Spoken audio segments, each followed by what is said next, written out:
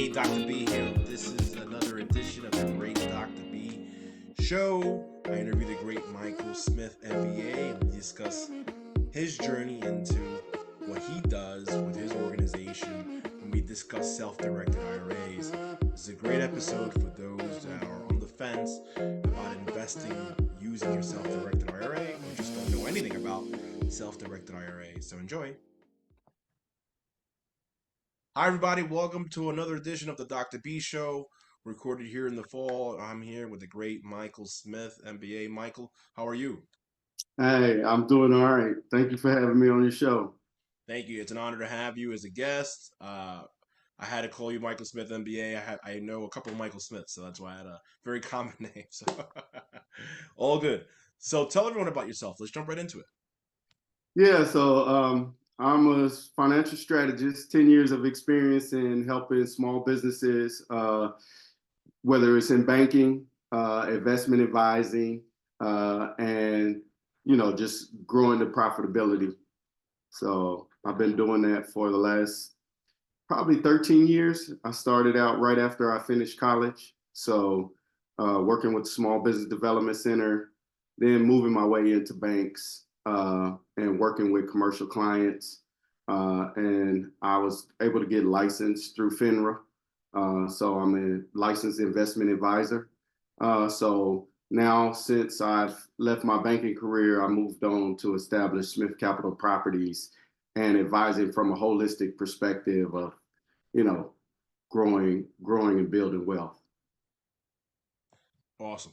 Great opener. So tell everyone about your education. Where'd you go to school? And how did the schooling help you shape you into the businessman you are today? So I have a lot of background with school and having the student loan woes that we have. But I appreciate my schooling because my mom always taught me education. Uh, but I think sometimes we get a little bitter when we're looking back at that student loan payment and having to pay it back. But I like to tell all the youth, it's important for us to educate ourselves, not only through university, but there's opportunities to go to your everyday library, grab books from Barnes and Nobles, and educate yourself. And most of my education has come from self-education. In addition to my University of Texas bachelor's degree in management and entrepreneurship, along with my MBA from University of Bridgeport. But I've always been a person to apply the knowledge that I'm learning and not just, put the knowledge in your head because you can't do anything with it if you don't know how to apply it. That is so true. That is so true. Yeah, I'm all about that education myself. My mom said the same thing. Obviously, education is going to be the key to your success. So that's why I was able to do the bachelor's, master's, doctorate, and I'm still always learning. I'm part of a couple of masterminds. It's really put me in a room with like-minded individuals, and we'll get into that in a few minutes as well, right? So speaking of Smith Capital Partners, tell me the origins. How did that go about? And tell us a little bit more about Smith Capital Partners. So Smith Capital Properties, it was established through my brother. So he took a real estate investment class that really took us through a boot camp, basically. And then he provided that boot camp to me. And this was one of our first entities that we named it, but we never established it. So that name stuck with me throughout the time frames that I was working with other small businesses and learning how to do these different creative ways of financing in the bank. In 2018, I went down to the state and established the LLC and started my consulting company, which is Smith Capital Properties. Awesome. And tell us a little bit more about how do you help clients on a day-to-day basis with your company? Yeah, so it's a boutique management consulting firm. And I target real estate investors, small business owners, and basically I provide financial management and guidance for them. So from bookkeeping and keeping your books, giving you advice on that, how to set it up, different things of that nature. And then going from bookkeeping, establishing a P&L, cash flow statement, and balance sheet, showing you how to utilize your cash flow statement, balance sheet, and different things to analyze your business to identify and diagnose problems and create strategic plans to grow profitability, reduce cost, and drive revenue. And then my main thing is obviously the fractional CFO. Uh, that's you basically having me on call to be able to help you dissect those things and create plans with you uh, to to grow your business. Love it, love it, love it. So I assume you got the idea through this boot camp. And the reason why I bring this up is I'm going to air this relatively quickly because I'm raising capital for a deal of my own, right? So the idea of purchasing real estate through your self-directed IRA. So, did you get the idea from the boot camp through reading? Tell me about that. Yeah, so you know, you gather these ideas. So boot camp was the first time I heard of self-directed IRAs. Then my long stint in banking had me learn about IRAs, right? So it's like anytime you talk about self-directed IRAs, everybody's like, "Yeah, I got one. I got one." Yeah, but a lot of people don't realize that it's a separate and different thing that you can, you know, basically take control of your investments. I like them because they allow you to control your performance in your retirement account. They also allow you to have ownership of the assets that you are purchasing. And then it gives you tax benefit with the growth. So, you know, the first time I heard of it was in the real estate boot camp. I went on to learn a lot about IRAs, and then in my process of wealth, basically we were doing wealth management advising for clients. I learned how Facebook, Google, a lot of these different large startups who became big conglomerates utilize self-directed IRAs to fund, you know, fund the things that they were doing. So, you know, that's kind of where my knowledge came from. I love it. I love it. Tell us the benefits of buying property through your self-directed IRA. Is it the control? Is it the gains? Is it both? Can you tell my audience about this a little bit more? So, you know, when you look at it, you know, I talked about the control of having your own investment.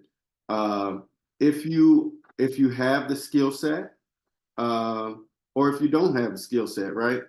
You have the ability to, you know, talk to a person like you who is managing a project, and as a result of your association with this person, Dr. Borgia, we are able to, you know, invest and support people within our community and help our community grow and have this ownership in other communities that's giving affordable housing or just housing in general. Uh, my wife in particular just established A&M Luxury Estates through a private equity that we established through the self-directed IRA and bought a four bedroom, I mean a four complex, basically a fourplex, and it's a condo. So it was established as a condo, even though it's a fourplex in Houston, Texas. We can sell each of those off, you know, for a profit, and you know, it just provides more control and then ownership. You know, we were able to walk into the place, see the place. You know, we know it's right around the corner from one of the businesses that I work with in Houston. So you know, it makes investing more personal in my summation. You know, so that's why I like self-directed IRAs. Got it. You've been in the game a little bit. What is the difference between um a regular custodian or what's a custodian, and then IRA checkbook control. What does that mean? Can you? I guess it's a two-part question. So checkbook control, I'm not familiar with. I have to be honest. Okay. Uh, so, but as far as the custodianship, right? Anybody who holds an IRA is a custodian. So you have your banks who are custodians and fiduciaries, but they are more like your Vanguards, your BlackRocks, and when they invest, they invest in these funds and they have ownership, and then they offer you, common, preferred, or different types of stocks. Whereas the self-directed IRA is managed by a custodian, but they're more so in the business of making sure you're in compliance with all the IRA guidelines, rules, and regulations when you're going into establishing these alternative investments. So banking by all means is nothing wrong with that, but you have the capability to do everything that the bank is doing on the self-directed IRA side. Plus, you can, fund different deals that maybe you have an expertise in, or you have friends and family that are going in. And there are some rules surrounded around who you can put your money with and who you can't. So definitely talk to a tax advisor. Thank you for that. No, thank you for that explanation. And the first part of that question is my understanding, and I'll just clarify it for my listeners. Is as an example, I use Broad Financial for mine. They have my solo 401k, so they're the custodian for my solo Okay. 401k, right? So unfortunately, I don't. I do have control, but in a different way, right? So but what IRA, what the checkbook means that you IRA checkbook just means that you have control. You don't have to ask permission. I don't have to go to Broad Financial and say, "Hey, Broad, can I borrow this to buy this?" Basically, you just have checkbook access to cut a check to invest in a deal with you or me. That's all. So that Okay. just clarifying what that means. So all good, excellent. So tell me about your latest project. So I know you and your wife are just buying something recently. So give me the step by step process of how that came about. Walk us through a process of how purchasing through a self directed IRA would look like. So utilizing the self-directed IRA as a tool within Smith Capital Properties is how, this idea originated. So basically within Smith Capital Properties, I always say I partner. I don't like to call my clients. It seems impersonal. So we give like white glove treatment. So like if I'm your fractional CFO and you're paying me, we're in partnership because I'm helping you with the lifeblood of your business, which is your cash flow and your financial management. So, in regards to Smith Capital Properties, when I partner with a partner, I wanted to have access. You think about a CFO. CFO is responsible for fundraising. So one of the things that I wanted to do is establish the self-directed IRAs and solo 401ks as a product within my kind of ecosphere. And I shouldn't say a product because I basically want to get groups of people who, manage a self-directed IRA, manage a 401k. And as a result of my management consulting, have businesses deserving of financing be able to be presented to that crowd of people for opportunity for investment. So different places I'm working with right now is a funeral home in Houston, Texas. I'm also working with a startup football league. So basically, it's going to be Arena League football, entertainment, football association, and you know, my wife. What we did was for her, you know, she's basically my guinea pig, but she also supports and she understands that I am a professional financial. I don't advise this for everyone, but in our case, we took her existing 401k. She had an objective and goal to retire at age 55. So her current 401k was doing well, by the way, in a normal IRA. And what we did is we cashed out of her positions in that, moved it over to the self-directed IRA. And what we've been able to establish is we took $750,000 and now have allocated those funds towards a purchase of a home in Waterbury, some property in Brookfield, 1.2 acres, and then also the the equity project that I spoke about earlier in Houston, Texas. And then we also made an investment into the Entertainment Football League.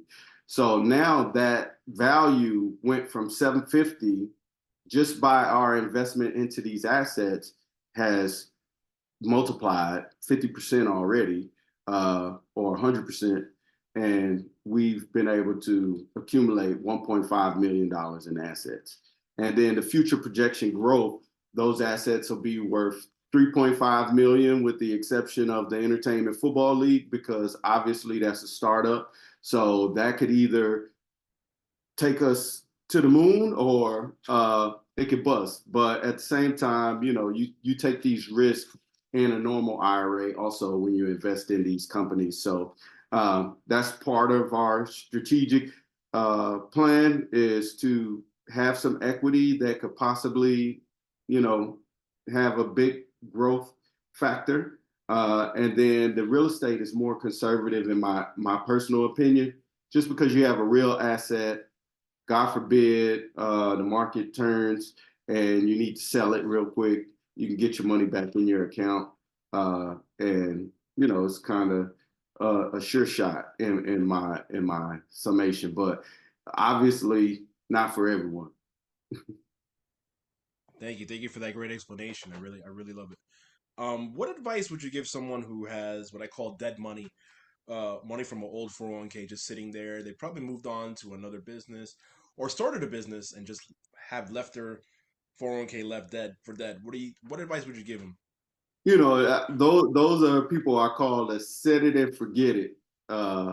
Yes, So yes. basically they put their money somewhere, they forget it's there, and it's earning for them, and that's a great mentality to have, and I don't knock these people.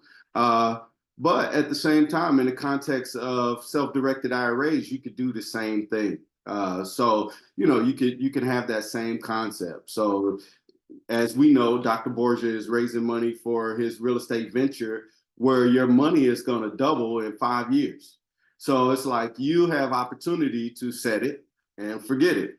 Or you could come to my organization.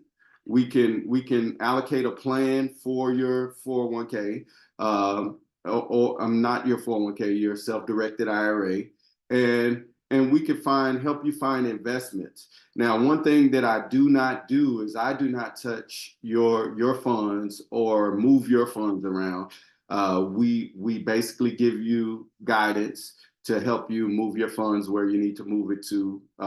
And as Dr. Borgia spoke about, there's different companies, and different companies have different policies and procedures. So, I work with Equity Trust. Too bad I'm not getting paid for that plug. But I work with I Equity know, Trust right? Sorry. Company. Maybe I should get a response Dr. for this Borgia, segment. Dr. Borgia may work with someone else, but it's important for you to have a company that you can work with, that you feel comfortable with, so that they can help guide you to make the right decisions, because there could be some tough consequences to self-directed IRAs if you do not invest properly and follow the guidelines of the IRS. So, did Cool. that answer your question? I definitely did. Definitely did. Really appreciate your time. Any final thoughts or any final tips for those that are on the fence that have either money sitting on the sidelines, not knowing what to do with it? What advice would you give them? I will give you advice if you're interested in self-directed IRAs. It is a great way to establish a more accelerated plan for retirement. I think one thing that hurts us in retirement is the cash flow. When we talk about fixed incomes, money coming into the home, uh, and the good thing about having a self-directed IRA, being able to invest in properties. When we talk about that 4 unit property, we have 4 units that will be earning us roughly $10,000 a year, $120,000 a year. So the key to retirement is being able to have that cash flow coming in at retirement. So it's not really about having, oh, I got $5 million in my IRA. Well, that's great, but how much money are you going to have when you retire to be able to pay your bills and live the lifestyle that you're currently living? A lot of people drop off. So one of the things that we focused on, as far as me and my wife is concerned, is we don't want to drop off. We don't want to have to downgrade unless it's a choice that we make in regards to our health or, whatever the case may be, but we don't want to be forced into it. So, having those cash flows coming in for 9 years. In my wife's case, she's in a traditional IRA, so that's tax deferred. So that's 42% of your money that you would be losing outside of the IRA. You're going to be holding on to that, and then when at the end of it all, you'll be taxed at whatever tax bracket that you're coming in at without the penalties.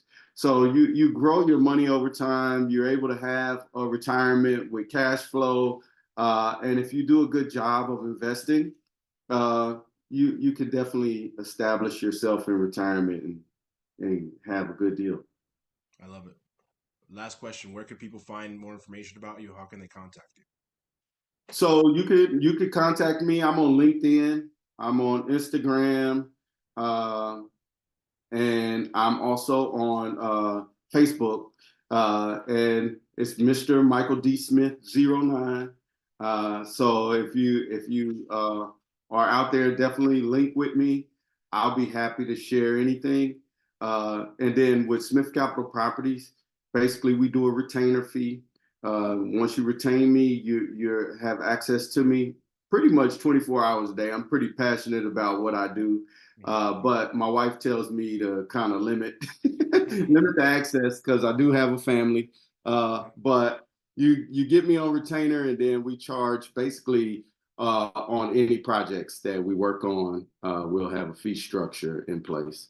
So please give me a call, and I appreciate being here. And thank you for your time. Thank you, Michael. Thank you. Thank you for being on my show. Thank you for being a great guest. Yes. Michael Smith, everybody. All right. So hopefully you enjoyed that episode with Michael Smith, MBA, and a little more educated in regards to understanding about the self-directed IRA, whether you want to invest in a self-directed IRA or open up a self-directed IRA. Please reach out. You know where to find me. Hope to see you in the next episode. Take care.